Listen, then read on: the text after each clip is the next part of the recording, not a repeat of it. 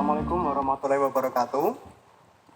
Halo pendengar setiap podcast sekalian, kembali lagi bersama di podcast Ngebosi, ngobrol seru bareng edukasi bersama saya Aris Supriyanto yang akan ngebosi kalian di episode kedua podcast kali ini. Topik kali ini lumayan menyenangkan dan berhubungan dengan generasi milenial. Tema kita adalah yang muda yang membaca, generasi milenial melek literasi.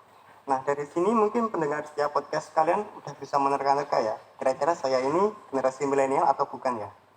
Nah, generasi milenial sendiri adalah orang yang lahir antara tahun 1980 hingga tahun 2000. Kaitan generasi milenial dengan literasi. Angka literasi di Indonesia itu cukup rendah. Dari 65 negara, kita ada di peringkat 64. Literasi menurut survei dari PISA atau The Program for International Student Assessment, dan juga peringkat 57 dalam membaca. Padahal literasi ini tidak hanya sekedar kemampuan membaca dan menulis saja, tapi juga melek teknologi, politik, berpikir kritis, dan peka terhadap lingkungan sekitar. Makanya perlu banget ini buat generasi muda untuk lebih melek literasi karena kita perlu meningkatkan kualitas diri masyarakat, terutama intelek muda. Soalnya kan mereka penerus bangsa, jadi harapan ditaruh sangat besar kepada mereka. Sedangkan untuk peringkat pertama itu diduduki oleh Finlandia, karena masyarakat Finlandia ini yang paling melek huruf bahkan mengalahkan Amerika Serikat. Sampai-sampai tercatat dari Menteri Pendidikan dan Kebudayaan di sana bahwa ada 140 total perpustakaan keliling dan 738 perpustakaan bangunan. Nah, untuk membahas tema kali ini kita sudah ada narasumber kita. Yang pertama ada beliau merupakan ada Ibu Siti Wahyuni Sulastri dan Ibu Sinta Juliana selaku pustakawan muda Dinas Pendidikan Perpustakaan dan Kearsipan Kota Madiun. Halo, selamat siang Ibu, apa kabarnya? Siang. Oke. Jadi gini Bu, di sini kami akan berikan pertanyaan ya, sekedar wawasan satu. Ini kan masih mungkin ada nih pendengar setiap podcast yang belum tahu tentang Perpusda Kota Madiun.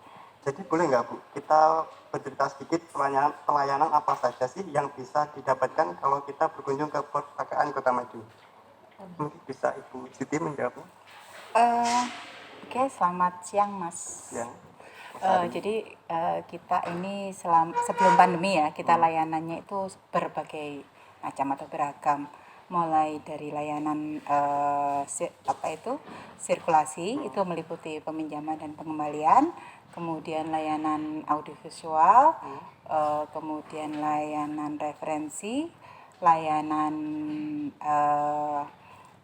perpustakaan keliling, kemudian mobil pintar, lalu layanan konsultasi kepustakawanan, kemudian layanan pembinaan perpustakaan, lalu kemudian ada juga layanan rumah pintar, lalu ada layanan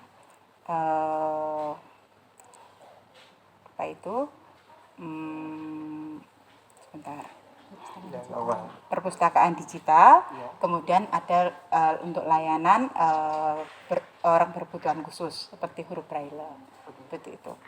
Nah, untuk perpustakaan kan kapan hari itu habis ada renovasi ya Bu. Nah, kira-kira boleh tahu nggak apa saja sih yang berubah atau bertambah dari fasilitas yang ada di Perpustakaan Kota Madiun ini Bu?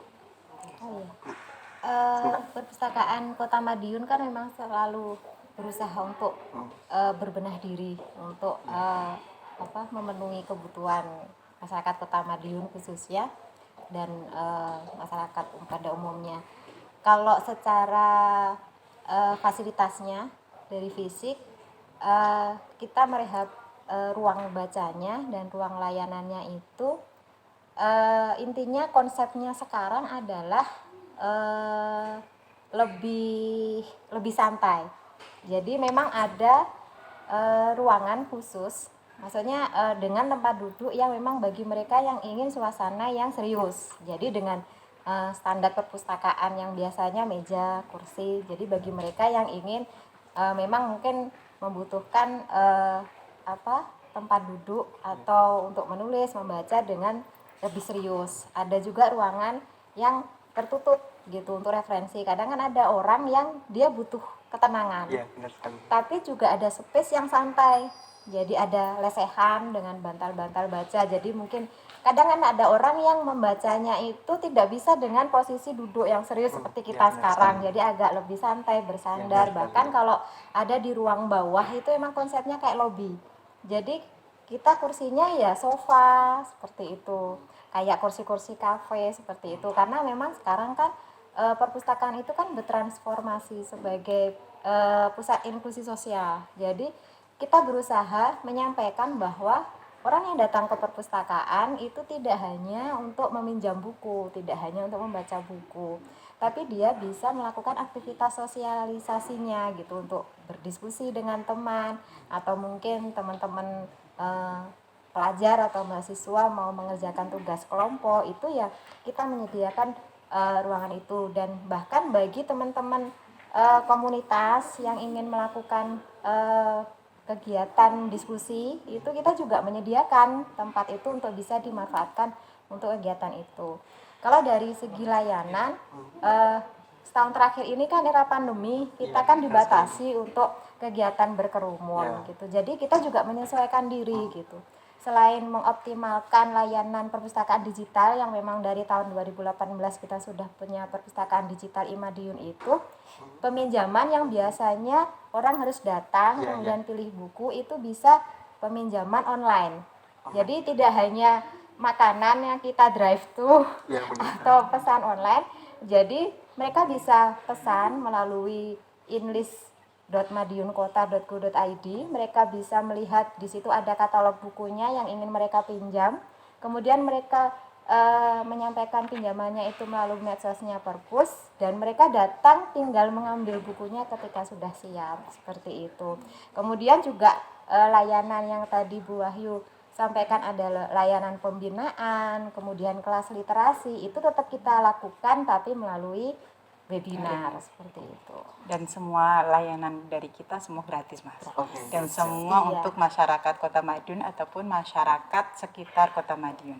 Jadi bisa digarisbawahi secara gratis ya. Iya. Selanjutnya ini, menurut informasi di Finlandia itu memiliki 140 perpustakaan keliling. Nah, kalau boleh tahu sebelumnya nih, apakah Perpusda Kota Madiun sendiri juga pernah membuat perpus keliling, Bu? Apakah sejauh ini perpus keliling itu berhasil meningkatkan minat baca masyarakat? Kita mempunyai 3 armada perpustakaan keliling, 2 perpustakaan untuk perpustakaan sekolah. Jadi kita ada jadwal ke perpustakaan sekolah setiap hari dari Senin sampai dengan Kamis. Kemudian ada perpustakaan Bis Pintar, itu kita beroperasi pada waktu Sunday Market. Karena di era pandemi ini kemungkinan memang kita membatasi social distancing ya, jadi kita berhentikan dulu. Dan tapi tidak menutup kemungkinan nanti ke depannya kalau pandemi sudah mereda kita akan aktifkan kembali. Jadi layanan di kita juga tidak kalah banyaknya ya Bu Sinta ya untuk perpustakaan keliling. Dan saya rasa 3 unit mobil perpustakaan keliling itu mungkin jauh dari cukup, karena memang jumlah sekolah di Kota Madiun sekitar 200 lebih lah. Dan wilayah Kota Madiun pun kan tidak terlalu luas ya jangkauannya. Cuma untuk setiap hari satu sekolah dikunjungi itu belum memungkinkan karena kita keterbatasan SDM dan armada. Apakah sejauh ini perpus keliling itu berhasil meningkatkan minat baca masyarakat atau anak-anak, Bu? Jelas, karena ketika kita ke sekolah-sekolah banyak anak-anak yang berebutan untuk membaca. Dan insya Allah itu kan meskipun hanya pertama membuka gambar kan lama-lama kan mereka akan baca. Dan itu kita lakukan secara kontinu. Di samping itu juga di CFD juga nggak kalah serunya. Ketika zaman sebelum pandemi juga banyak yang masyarakat ketika berbelanja atau sebelum berbelanja datang ke Perpus Pintar kita. Nah, zaman sekarang ini kan sudah ada perpustakaan digital ya, Bu? Ya. Yang pastinya memudahkan kita dalam mengakses informasi apapun yang kita inginkan, baik dari komputer ataupun handphone. Nah, dengar-dengar Perpusda Kota Madiun juga sudah ikut terjun dalam memudahkan akses informasi ini lewat aplikasi perpustakaan digital Imadiun. Apakah itu benar? Iya. Jadi dari akhir 2018 kita sudah punya perpustakaan digital Imadiun. yang sampai saat ini koleksinya ada sekitar hampir 3.000 judul dengan biasanya satu judul itu sekitar 2 eksemplar gitu, dan sangat mudah untuk mendaftarkannya. Tinggal perpustakaan digital Imadiun itu bisa diakses melalui Android ataupun Windows.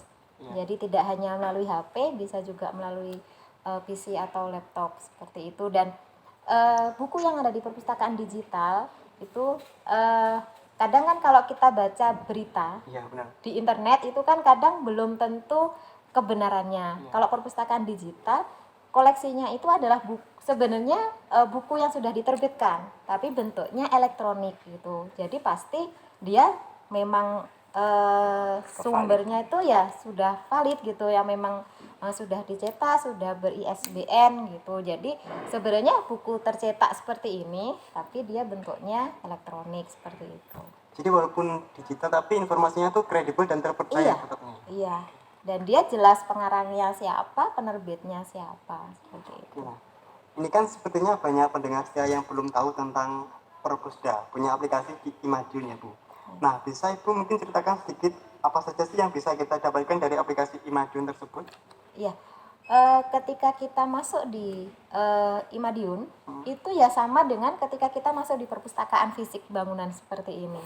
Jadi kita bisa meminjam bukunya, seperti kita pinjam buku tercetak seperti di perpustakaan ini, dan sangat mudah, tinggal mendownload Imadiun karena dia versinya Android, jadi di Play Store tinggal mendownload Imadiunnya, kemudian mendaftarkan melalui format yang tersedia di situ.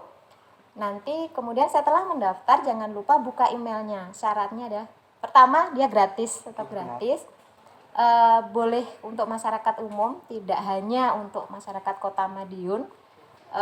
Kemudian nanti syaratnya hanya emailnya aktif.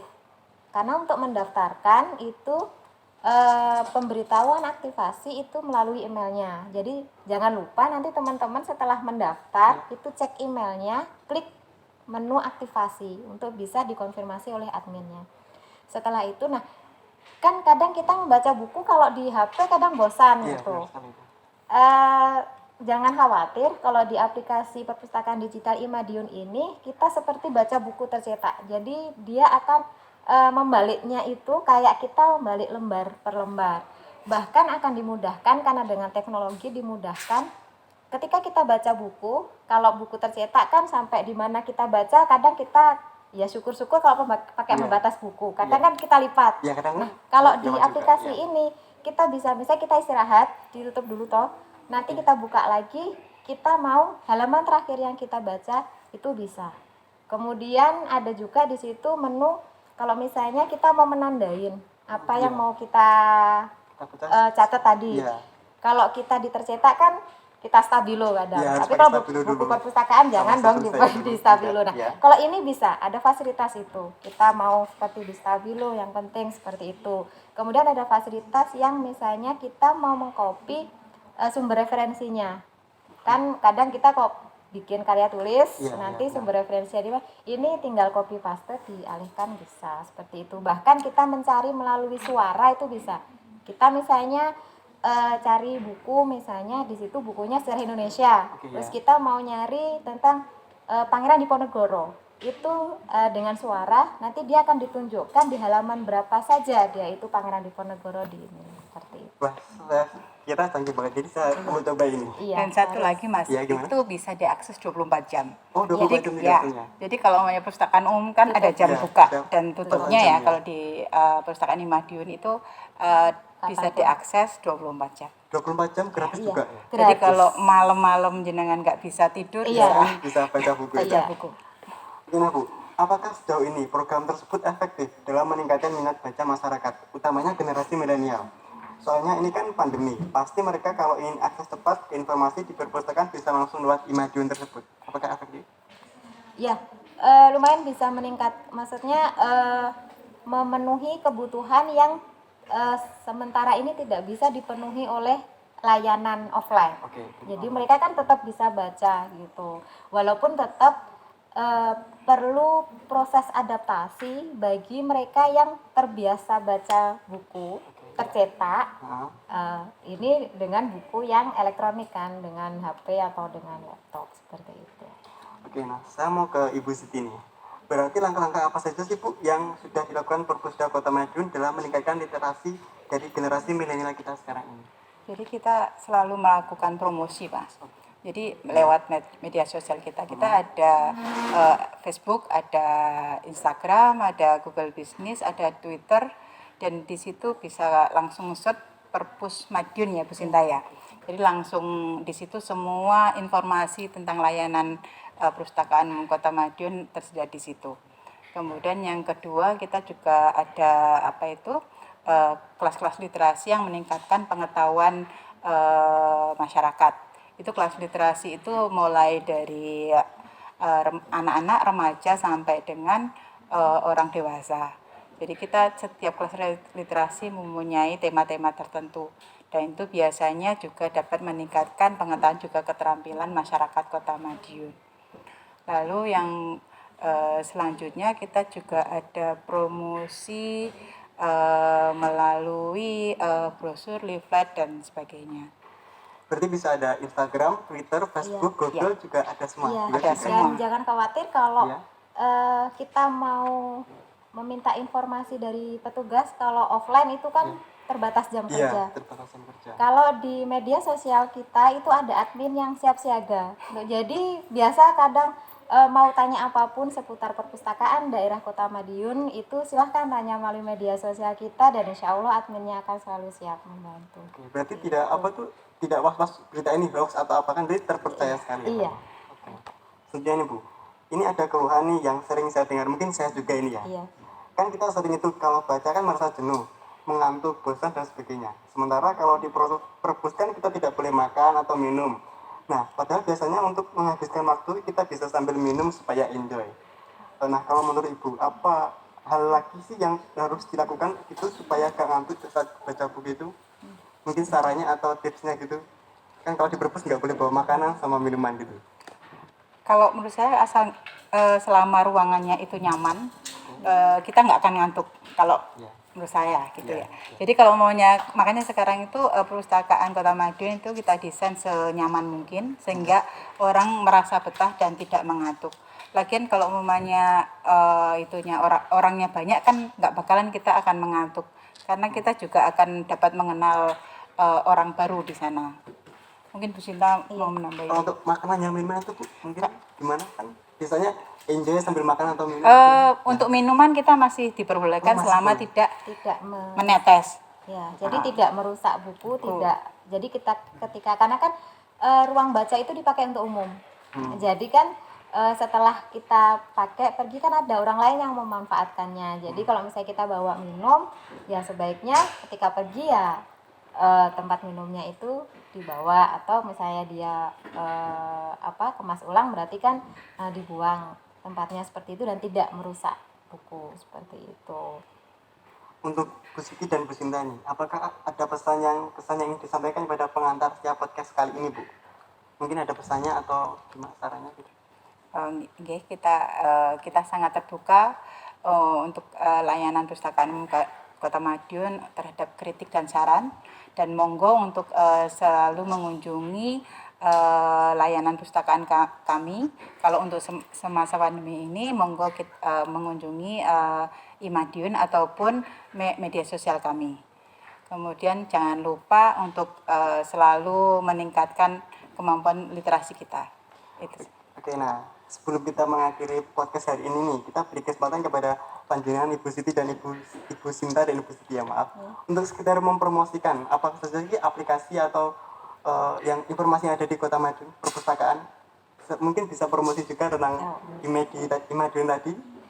Iya, satu hal bahwa kami selalu berusaha menyampaikan bahwa perpustakaan itu tidak hanya untuk membaca buku.